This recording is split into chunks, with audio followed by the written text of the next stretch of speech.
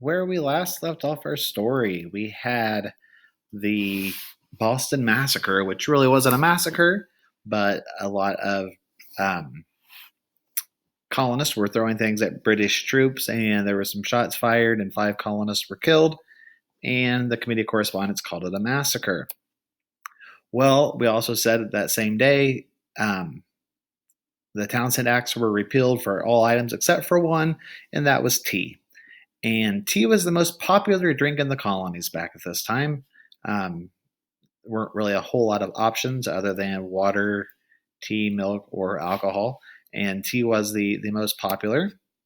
And the company that sold the tea was the British East India Company. And remember, there was a strict mandate on who could trade stuff to the colonists and who couldn't. So Britain was making all this money off the colonists for the tea. And since they were going to have a tax on it, the colonists were going to boycott it, just like they'd been doing. They said, we're not going to drink it. We're going to refuse to drink it. We're going to refuse to have it. And that's just the way it's going to be. So the British East India Company, and therefore Britain, England, was losing a lot of money because of this boycott. So they weren't happy about it at all, and this led to the Boston Tea Party, which was not really a tea party, just like the Boston Massacre really wasn't a massacre, just like Christopher Columbus really didn't discover America. A lot of things didn't happen that we say happened. But the Boston Tea Party, what happened was there were 3 ships full of tea, over 90,000 pounds of tea, which would be over right around $1 million in today's money of tea. And it landed at Boston Harbor, and the colonists are like, we don't want it. We're not going to buy it. We're not going to drink it. We don't want it. Send it back. And Britain, they're like, we're going to take it off. We're going to put it in the stores. They don't buy it. They don't buy it. But you have to allow it to be sold. And the governor of Boston said, yes, we're going to have to let it off the boat, let it off the ship, and they could try to sell it. And at this meeting, there was a passcode, something along the lines of, there's nothing else that can be done for this country, or this meeting has nothing more we can do for this country, or something along those lines. And that told the people there that to go tell the others that it's time to have the Tea Party.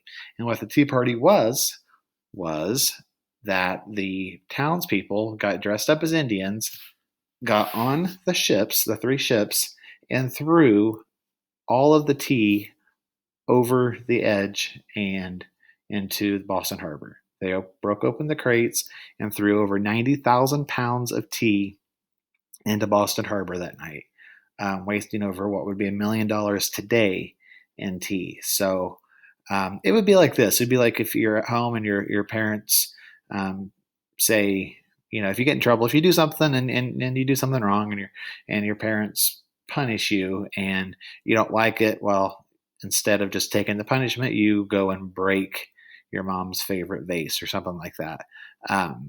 Not a smart thing to do. Don't do that. Don't you dare do that.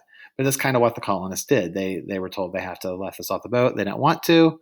So instead, they're just going to go throw the whole thing away where they can't let it off the boat. And they're going to waste all of this money in tea.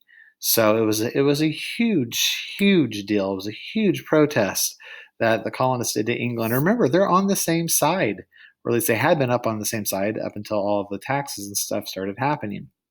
So England was mad. And if you were to break your mom's favorite vase on purpose on a protest, you're going to get punished. At least I would hope you were going to get punished. Well, Britain punished the people of Boston for the Tea Party. And there were 4 parts to the punishment. I mean, they're losing their phone, they're losing their TV, they got to stay in their room all the time and losing their PlayStation and got to go to bed at 8 o'clock. There's four parts to the punishment. For the colonists, it was this. Number 1, they closed the port of Boston. Could not trade. Nothing could come in. Nothing could come out. Number 2, they put limits on town meetings. And what this was for was so they couldn't get together and meet and decide on more protests, more things that they can do, set up more things to make England mad. Number 3, the trials for the people that were suspected of doing this were to be held in Britain. instead of the colonies. So they're more than likely going to be found guilty. And number four, the Quartering Act. And what the Quartering Act is the troops could live in their houses. So since they're going to have to send more troops to Boston because the people of Boston can't behave, they're going to have a place to live. And if the troops come at your door and say, we need to stay here, you got to let them in and you got to give them a place to stay and feed them and all that. So again, it's like having police come that you don't want. And now not only do you have to pay for the police, you got to give them a place to live. So this was just awful for the colonists. The people of Boston are mad. And of course, Sam Adams and his people, they let the letters out and people all over the colonies are mad.